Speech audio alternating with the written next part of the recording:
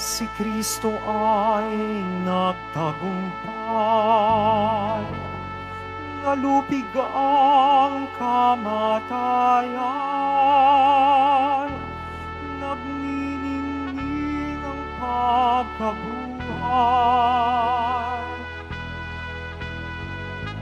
Alleluia,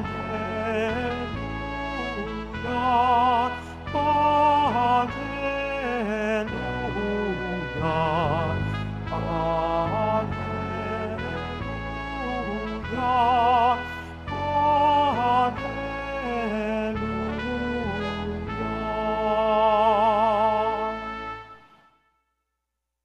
Sumainyo ang Panginoon. At sumayo rin.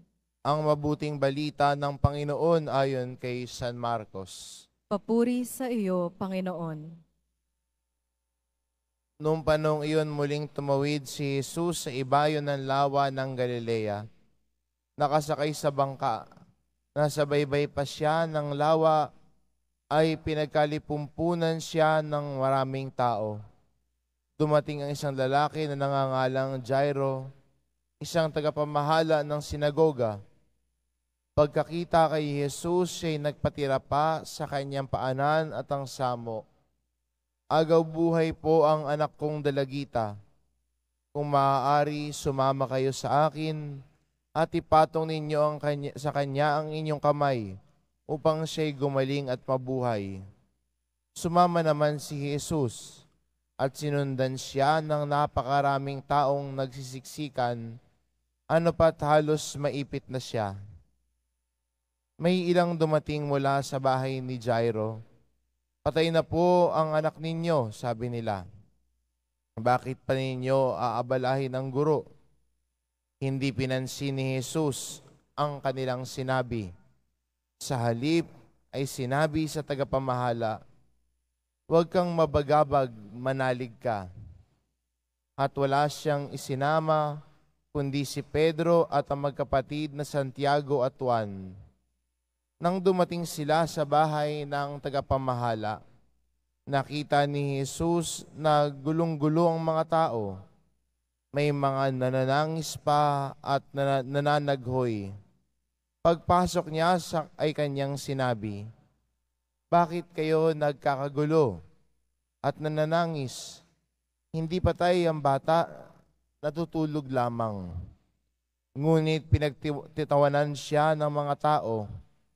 Pinalabas niya ang lahat, maliban sa ama't ina ng bata at sa 3 alagad. At sila'y pumasok sa kinaroroonan ng bata. Hinawakan niya ito sa kamay at sinabi, Talita kumi, na ibig sabihin, ining sinasabi ko sa iyo, magbangon ka. Pagdakay, bumangon ang bata at lumakad. Siya'y 12 taon na at namangha ang lahat. Mahigpit na ipinagbili ni Jesus na huwag ipaalam ito kaninuman at iniutos niyang bigyan ng pagkain ang bata. Ang mabuting balita ng Panginoon. Pinupuri ka namin, Panginoong Heso Kristo. Magsiupo muna po ang lahat.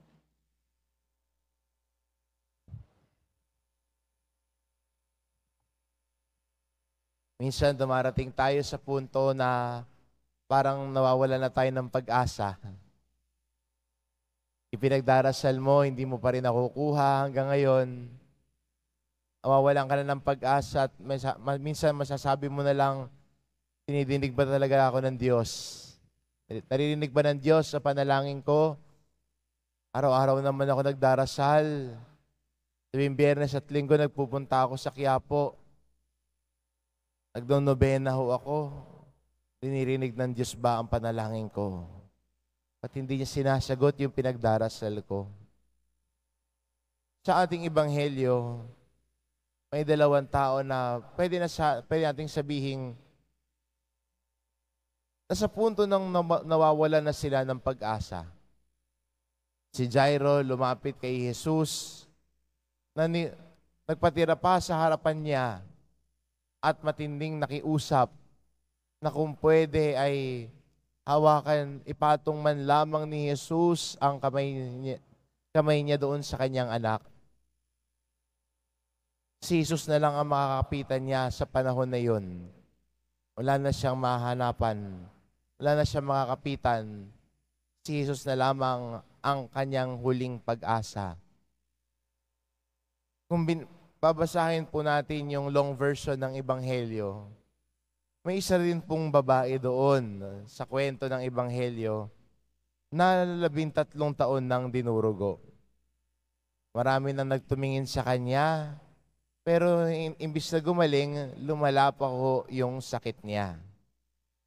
May pwede sabihin niya, wala na ako magagawa, ay ganito na lang talaga. Nakailang lapit na ako sa doktor, wala pa rin nangyayari sa akin. Pero si Jesus yung huli niyang pagkakataon. Kaya ang ginawa niya, anong ginawa ng babae? Sabi niya, kahit nagsisiksikan lamang sila, kahit yung laylayan lamang ng kanyang damit ay mahawakan ko, ay gagaling ako.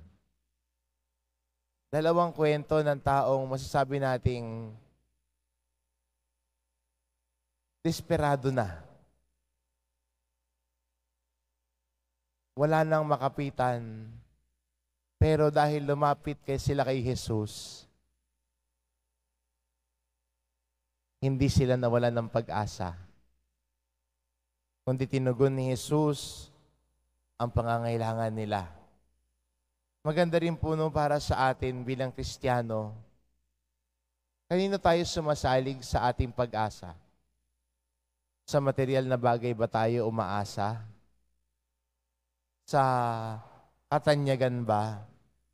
Na kung ikay magiging sikat, doon ka magiging masaya, yun yung pag-asa mo. Pero sa ating Ebanghelyo, muli tayong pinapaalalahanan na si Jesus ang pag-asa natin. Si Jesus ang siyang kinakapitan natin. At kung hindi man sagutin ng Diyos ang panalangin natin, ay patuloy tayong kumapit sa Kanya at manalig sa Kanya at mawalan ng pag-asa. Si Jairo, pwede naman niya sabihin habang pauwi sila, ay sabihin, Jesus, wag na lang po. Sabi ng mga kasama ko, patay na daw yung bata eh. Sige na Lord, okay na lang ho. Uwi, balik na ho kayo sa dati niyong gagawin. Pero nagpatuloy pa rin sila. Hindi pinansin ni Jesus yung sinabi sa kanya, pero patuloy niyang inakay si Jairo upang manalig sa kanya. Magandang paalala sa atin bilang Kristiyano na minsan may mga maririnig tayo talagang parang yun pa yung magpabubuhos ng tubig sa pag-asa natin. May tao na sa paligid natin at minsan sila pa yung malapit sa atin na tila yung pag-asa mo, sila pa ang bubuhos na malamig na tubig sa apoy na iyon. Pero kung kay Jesus tayo kakapit, kay Jesus tayo titingin, yung isang kislap ng pag-asa na yan, kaya niyang pag-alabin. Dahil si Jesus ang pinagmumulan ng pag-asa natin bilang Kristiyano, wala na hong iba.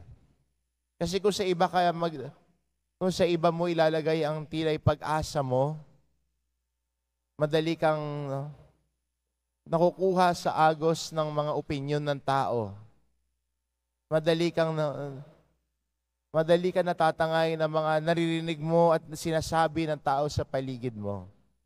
Pero kung kay Jesus ka kakapit, si Jesus ang iyong pag-asa, matibay ang pundasyon mo.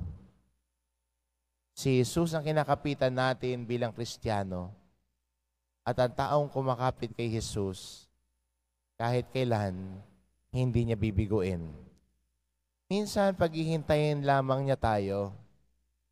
Pero sa paghihintay sa atin ng Diyos, ay patuloy tayong manalig sa Kanya, patuloy tayong umasa sa Kanya, at darating ang tamang panahon na ang panalangin mo ay Kanyang sasagutin.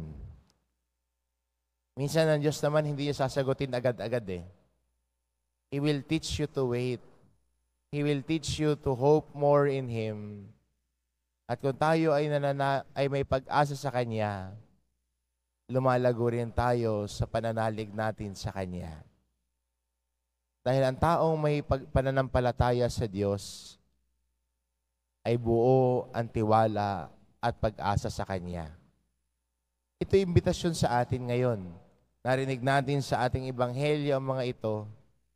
At ito rin sana ang subukan nating isabuhay sa ating pang-araw-araw na buhay.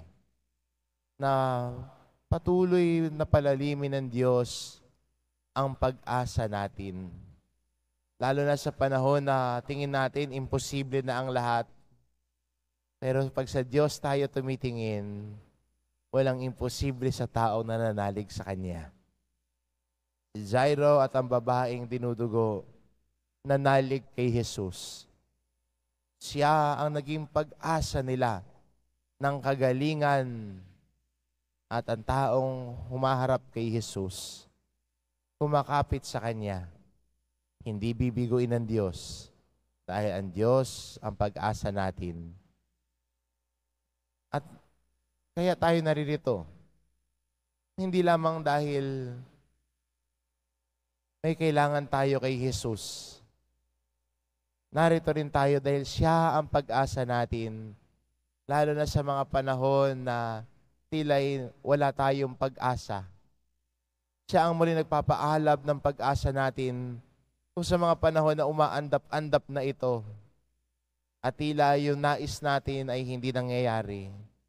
When our expectations no longer meets our realities, we look at the eyes of God and hope more in Him. At ang taong sinusuko ang buhay niya, sinusuko ang pangangailangan niya sa harap ng Panginoon at patuloy nagtitiwala sa Kanya kahit kailan hindi bibiguin ng Diyos. Kaya maganda rin sa paglago natin sa pananampalataya natin. Huwag lamang natin tignan, dasal ako ng dasal eh. Dapat sagutin na ni Lord yung panalangin ko. Anong laman ng puso? May tiwala ba sa puso mo? O baka naman pagkatapos ng ilang dasal, Lord, ba't wala pa? Sige, sa iba na lang pupunta. Tagal naman, Lord. Ang Diyos tumitingin din sa puso ho natin. He tries to see what's in our heart. At kung gusto mo lumago sa iyong pagmamahal sa Diyos, kumapit sa Kanya, mas magtiwala sa Kanya. Kung ganito ho yung gagawin natin, pagtitiwala sa Kanya, pagkapit sa Kanya bilang ating pag-asa, lumalago ang tao sa pananampalataya dahil alam niya na sa Diyos niya makikita ang lahat. Sa Diyos niya may sasaling ang buong buhay niya at ang tao nagtitiwala ng lubos sa Diyos kahit kailan may hindi niya bibiguin. God gives more to those who trust and hope in Him. Amen.